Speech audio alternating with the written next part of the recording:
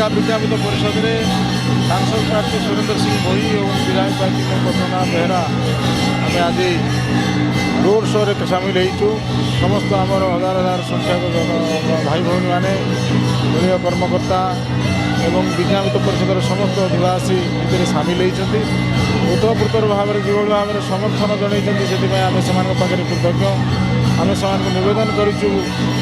Road show मध्यम आमको आशीर्वाद करूँ भोट मध्यम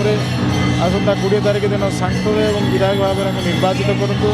आपंकर सुख दुख समस्या सागर आमको सामिल करूँ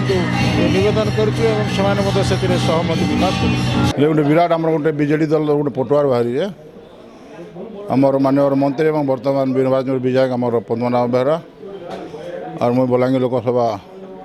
सांसद प्रार्थी सुरेंद्र सिंह भोई आम समस्त एनएससी आमर अच्छा चेयरमैन एवं तार संगे संगे आम गोटे विराट आमर जिते अच्छन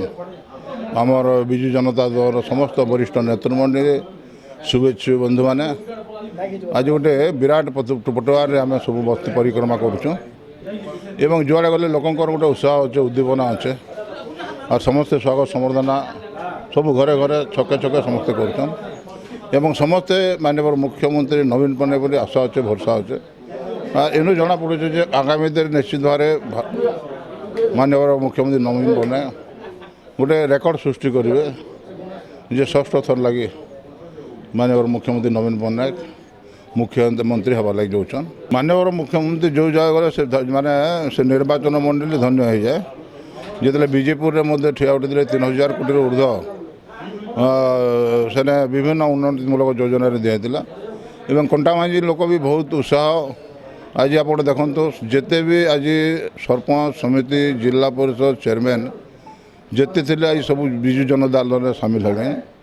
एवं सेना गोटे एकदम गोटे उत्साह सब चली एवं आगामी दिन में बलांगीर निर्वाचन बलांगीर जिला तार सागे सागे सोनपुर जिलार मध्य निश्चित भाव में गोटे विराट गोटे और परिवर्तन देखा एवं तार सागे सागे विराट आपणकर जेनटा कि विकास आगे बढ़ी।